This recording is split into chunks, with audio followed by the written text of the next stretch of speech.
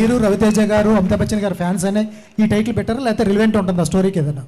ఇప్పుడు మేము చాలా మందికి ఫ్యాన్స్ అలా అని చెప్పి అన్ని టైటిల్స్ పెట్టలేం కదా. కథాపరంగా ఒక చిన్న పిట్ట కథ ఉంటుంది కథలో, అందుకు. అండ్ వన్ మోర్ థింగ్ ఏంటంటే ఈ టైటిల్ పెట్టింది రవితేజ గారే. మిస్టర్ బచ్చన్ టైటిల్ ఆయనే పెట్టారు, మిరపకాయ టైటిల్ కూడా అప్పుడు ఆయనే పెట్టారు. సో సెంటిమెంట్గా కూడా కలిసి వచ్చింది. హరీష్ గారు సార్ ఒక్క సార్, ఉస్తాద్ భగత్ సింగ్ రిలీజ్ ఉంటుందా ఉండదా అనేది కూడా ఒకసారి ఫ్యాన్స్ అడుగుతున్నారు సార్. ఇంకోటి జనసేన పార్టీ విజయంలో కూడా మీరు డైలాగ్ ఒకటి వచ్చింది కదా సార్, గాజ్ అంటే సైజు కాదు. బట్ మీది కూడా ఒక పార్ట్ ఆఫ్, అంటే మీరు కూడా పార్టీకి కూడా అదొక పెద్ద ప్రమోషన్ కూడా అయింది. బట్ ఉస్తాద్ భగత్ సింగ్ రిలీజ్ ఉంటుందా ఉండదా అని ఫ్యాన్స్ అడుగుతున్నారు సార్. నేను ఫ్యాన్స్తో మాడతా. థ్యాంక్ యూ భాగ్యశ్రీ గారు. సరే భాగ్యశ్రీ కాబట్టి భాగ్యశ్రీ గారు సీనియర్ జర్నలిస్టులు అందరి క్వశ్చన్స్ అయిపోయినట్టేనా? సీనియర్ జర్నలిస్టులు అందరివి అడగండి ఫాస్ట్ గా. భాగ్యశ్రీ గారు.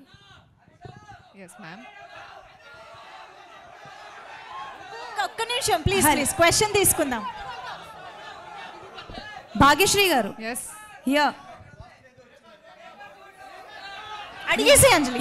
సో భాగ్యశ్రీ గారు అడిగేసి చెప్పు. So I'm Anjali from Telugu TFPC. One question. So స్పెషల్గా తెలుగు ఫిలిం ఇండస్ట్రీ అంటే లైక్ మీకు నచ్చిన విషయం ఏంటి? What is the special thing you like in Telugu cinema? Most about Telugu film industry? The audience, the fans. I love them. I love you all. ఇకపోతే నా personal request, పాత్రికేయ మిత్రులందరికీ నా పర్సనల్ రిక్వెస్ట్, 2000 ఇందాక ఒక మిత్రుడు చెప్పినట్టు 2019లో నా సినిమా రిలీజ్ అయింది. మళ్ళీ చాలా సంవత్సరాల తర్వాత సినిమా వస్తుంది. ఎక్కడో ఎవరో తప్పుగా మాట్లాడితే నేను ఏదో కౌంటర్ ఇచ్చా అని వాళ్ళ షూలో మీరు కాలు పెట్టి ఆలోచించకుండా దయచేసి ఈ సినిమాని బాగా ప్రమోట్ చేయాలని సవినయంగా మీ అందరిని కోరుకుంటున్నా.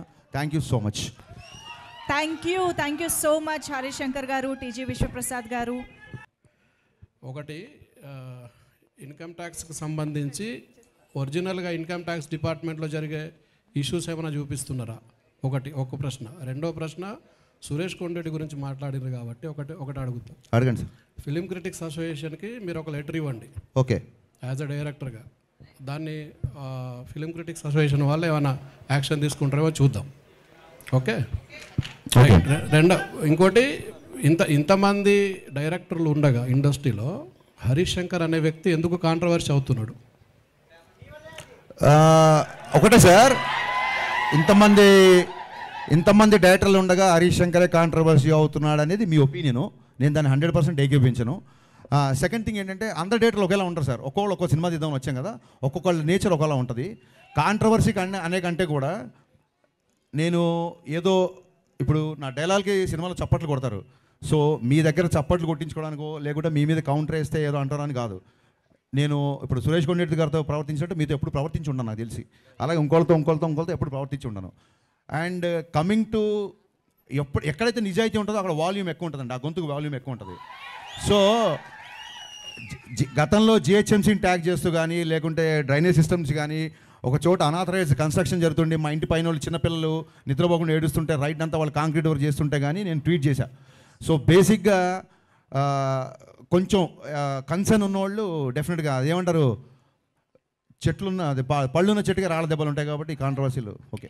విశ్వప్రసాద్ గారు, హరీష్ గారు ఒక్క నిమిషం బ్రదర్, ఒక్క నిమిషం. విశ్వప్రసాద్ గారు, ఈ సినిమాలో నల్లధనం గురించి చెప్తున్నారు. బ్రదర్ ఒక్క నిమిషం. విశ్వప్రసాద్ గారు, ఈ సినిమాలో నల్లధనం గురించి చెప్తున్నారు. ఈ దేశంలో మొత్తం కార్పొరేట్ వ్యవస్థ దగ్గరనే నల్లధనం ఉన్నది. ఈ సినిమా మీరు ఏ ధనంతో సినిమా తీసింది? బ్రదర్ ఆగండి ఒక్క నిమిషం, వినండి. ఇప్పుడు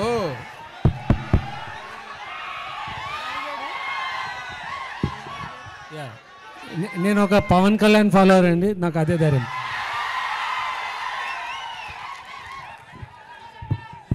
సార్ ఒక క్వశ్చన్, మీరు ఈ రీమేక్స్ మీకే ఈ రీమేక్స్ ఇప్పుడు ఆపేస్తారా లేకపోతే ఇంకా కంటిన్యూ ఇలాగే రీమేక్స్ చేస్తుంటారా?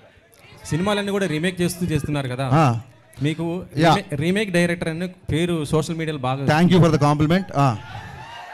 అన్ని బ్లాక్ బస్టర్ కొట్టారు మీరు. హిట్ సక్సెస్ గురించి కాదండి, హిట్ సక్సెస్ గురించి కాదు. Thank you for asking this. నేనే చెప్దాం అనుకున్నా, బట్ నాకు సరైన సందర్భం రాలేదు. ఒక సినిమా తీయడానికి ఒక నవల అవ్వచ్చు, ఒక కథ అవ్వచ్చు, ఒక పద్యం అవ్వచ్చు, ఎక్కడో వచ్చిన ఒక పేపర్లో ఒక న్యూస్ అవ్వచ్చు, ఏదో ఒకటి ఇన్స్పిరేషన్ ఉంటుంది. దీని నుంచి ఒక సినిమా ఫామ్ అవుతుంది. మీకు తెలిస్తే సీతారామయ్య గారు మనవరాలు చతురా విప్లవాలు ఆ రోజుల్లో వచ్చిన ఒక కథ, ఒక చిన్న కథ నుంచి 3 గంటల సినిమా చేశారు క్రాంతి కుమార్ గారు. సో ఒక సినిమాకి లేదా మనం ట్రైన్లో వెళ్తున్నప్పుడు ఎవడో మనకు తగిలిన ఒక క్యారెక్టర్ అవ్వచ్చు, లేదా ఎక్కడో సిన్సియర్ పోలీస్ ఆఫీసర్ అవ్వచ్చు, లేదా మీలాంటి సిన్సియర్ జర్నలిస్ట్ అవ్వచ్చు. సో ఒక సినిమా తీయడానికి ఒక క్యారెక్టర్ కానీ ఒక వస్తువు ఏదో ఒకటి ఇన్స్పిరేషన్ ఉంటుంది. నా ఉద్దేశం ఏంటంటే ఒక సినిమా తీయడానికి ఇంకో సినిమానే ఎందుకు ఇన్స్పిరేషన్ అవ్వకూడదని. అండ్ కమింగ్ టు రీమేక్ అంటారా, నిజంగా నా సినిమాలు దబంగ్ చూసి, గబ్బర్ సింగ్ చూసిన వాళ్ళు, జిగర్ తండా చూసిన వాళ్ళు ఇది ఇతను రీమేక్ అని అన్నాడు అనుకోండి, వాళ్ళ సినిమా పరిజ్ఞానం బట్టి నేను జాలి పడతాను తప్ప నేను దాన్ని పెద్ద సీరియస్గా తీసుకోను. హరిశంకర్ నెక్స్ట్ ఇంకొక క్వశ్చన్ ఏంటంటే, సోషల్ మీడియాలో చాలా యాక్టివ్గా ఉండే డైరెక్టర్స్లో మీరు ఒకళ్ళు. బట్ చాలామంది ఏమంటారంటే హరీష్ గారి ఫాలోవర్స్ కంటే కూడా ఆయన బ్లాక్ చేసిన మెంబర్సే ఎక్కువ అంటారు. మీరు అంటే సోషల్ మీడియా హేట్ కానీ సోషల్ మీడియా ట్రోలింగ్ కానీ ఎందుకంత సీరియస్గా తీసుకుంటారు? నేను సీరియస్గా తీసుకుంటే సోషల్ మీడియాలో యాక్టివ్గా ఎందుకుంటాను? ఒకవేళ నేను సీరియస్గా తీసుకుంటే అంటే హట్ అయితేనే కదా మీరు బ్లాక్ చేస్తారు. కాదండి, అన్నెసెసరీ డిస్టర్బెన్స్. ఇప్పుడు అడ్వర్టైజ్మెంట్ వచ్చినప్పుడు ఛానల్ మారుస్తే అడ్వర్టైజ్మెంట్ మీరు హేట్ చేసినట్టు కాదు, ఆ టైంకి అది వద్దు అనుకుంటున్నట్టు, అది ఒక డీవియేషన్ అనుకుంటున్నట్టు అంతే. సో అది వాళ్ళు ఏదో హట్ అయిపోయి బ్లాక్ చేసినట్టు కాదు. అండ్ ఇంకోటి, ఖచ్చితంగా కొన్నిసార్లు హట్ అయి బ్లాక్ చేసి ఉంటాయి. ఎప్పుడైతే బూతులు మాడతారో అప్పుడు ఖచ్చితంగా బ్లాక్ చేస్తాను, ఖచ్చితంగా హట్ అవుతాను. ఓకే అండి, all the best for the film. Thank you. Harish గారు, నిశాంత్ గారు, నాకు ఇందాక మీరు హట్ అవుతున్నారు అంటే నాకు సడన్గా మీరు ఆ క్వశ్చన్తో గుర్తొచ్చింది. ఇది మిమ్మల్ని క్వశ్చన్ చేయడం కాదు, లేదా మిమ్మల్ని నిలదీయడం కాదు, but I want always ask this. ఏమైందంటే సుమ గారు ఒకసారి స్నాక్స్ గురించి ఒక కామెంట్ చేసినప్పుడు మీరు ఆవిడ కాదు క్వశ్చన్ వినండి, చాలా మంచి సార్ వినండి, మీరు చాలా బాగా అడిగారు. నన్ను ఫినిష్ చేయని చెప్పండి సార్. సో డెఫినెట్గా, ఎందుకంటే మీరు అడగడం తప్ప మీరు క్వశ్చన్ వెళ్ళే వాళ్ళు మీకు ఎక్స్పీరియన్స్ ఉండదు కాబట్టి మీరు మధ్యలో కట్ చేస్తున్నారు. ఒకసారి పూర్తిగా వినండి. సుమ గారు స్నాక్స్ గురించి కామెంట్ చేసినప్పుడు మీరు హట్ అయ్యారు. So I appreciate that. నేను తిన్నప్పుడు కూడా ఎవరైనా అట్లా మాట్లాడితే నేను హట్ అవుతా. మీరు హట్ అవడంలో 200% న్యాయం ఉంది. వినండి సార్, మళ్ళీ మీరు వినట్లేదు సార్.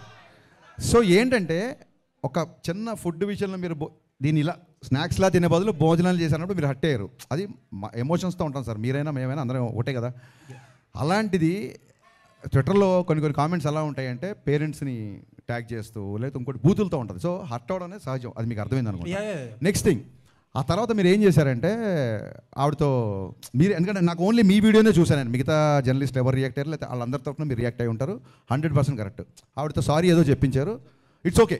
అది ఆవిడ అలా డే టు డే ఈవెంట్స్ చేస్తుంటారు, రోజుకు 2-3 ఈవెంట్లు కూడా చేస్తుంటారు. పాపం ఆవిడ ఎక్కడో ఆడియన్స్ ఎంటర్టైన్ చేద్దాం అన్న దాంట్లో ఒక మాట దొరికి ఉంటారు, నేను కాదనట్లేదు. ఒక ఆడపిల్లతో సారీ చెప్పించారు, యాక్సెప్టెడ్. కానీ మీ సురేష్ కొండేటి, నాకు మొహమాటం లేదు, సురేష్ కొండేటి ఒక ఆడపిల్లని క్వశ్చన్ చేసినప్పుడు మీరు అతనితో కూడా సారీ చెప్పించాలి కదా. అకౌంటబిలిటీ లేదు. నిశాంత్ గారు అకౌంటబిలిటీ లేదండి. అకౌంటబిలిటీ మీకు కానీ ఇంకోళ్ళకి కానీ ఎవరికి అకౌంటబిలిటీ లేదు. ఒక ఆడపిల్లని అన్నప్పుడు ఒక ఆడపిల్ల అన్నప్పుడు సారీ చెప్పించారు, నో డౌట్. ఒక ఆడపిల్లని అన్నప్పుడు కూడా సారీ చెప్పించాలి కదా సురేష్ కొండేటితో మీరు. అవునండి, నేను చెప్తాను. ఒకటి 2 things ఐఎమ్ డన్ అండి, నేను మధ్యలో కట్ చేయను, మీరు చెప్పండి. నేను 2 things అండి చెప్పేది. ఫస్ట్ ఆఫ్ ఆల్ సుమగారు ఆ వేళ నన్ను అనలేదు, ఎందుకంటే I came very late to the event and ఆ రోజు నేను ఫాస్టింగ్లో ఉన్నా. But that secondary. బట్ నేనేంటంటే ఒక 150 మెంబర్స్ ఆఫ్ మీడియా పర్సన్స్ని వాళ్ళ తరపున మాట్లాడా. సరే, రైట్ రాంగ్ అనేది సబ్జెక్టివ్, అది ఎవరు తీసుకునేది వాళ్ళది. అండ్ ఇంకొకటి, సుమగారిని సారీ ఈ రోజు కూడా సుమగారు అని అంటాను, ఆ రోజు అదే అన్నాను. ఆవిడ మీద ఎప్పుడూ రెస్పెక్ట్ ఉంటుంది. అండ్ ఆవిడ ఆ ఇన్సిడెంట్ తర్వాత ఆవిడతో మాట్లాడడానికి ఆ టాపిక్ గురించి ఎప్పుడూ ట్రై చేయాల. నాకు తెలిసి అయితే ఎవరో మరి ఆవిడ చేత సారీ ఎవరు చెప్పి. ఇంకొకటి ఏంటంటే, మీరు ఇంకొకటి ఏదో ఒక జర్నలిస్ట్ గురించి నేను పేరు చెప్పడం మొహమాటం లేదండి, నేను చెప్తాను, సురేష్ కొండేటి చెప్తున్నారు. మీకు తెలుసో లేదో నాకు, నేను ఆయనకి చెప్పే, ఆయన సీనియర్ కాబట్టి నేను చెప్పకూడదు, కానీ బట్ ఐ థింక్ సో ఇప్పుడు ఆల్రెడీ అసోసియేషన్స్ ఉన్నాయి, దానికి తగ్గట్టు కొన్ని స్టెప్స్ అయితే తీసుకున్నారు కూడా. Thank you for your patience అండి. Thank you so much. Apart ఈ కాంట్రవర్షియల్స్ పక్కన పెడితే కంటెంట్ పరంగా ఇది రియల్ ఇన్సిడెంట్ ఎక్కడో నార్త్ లో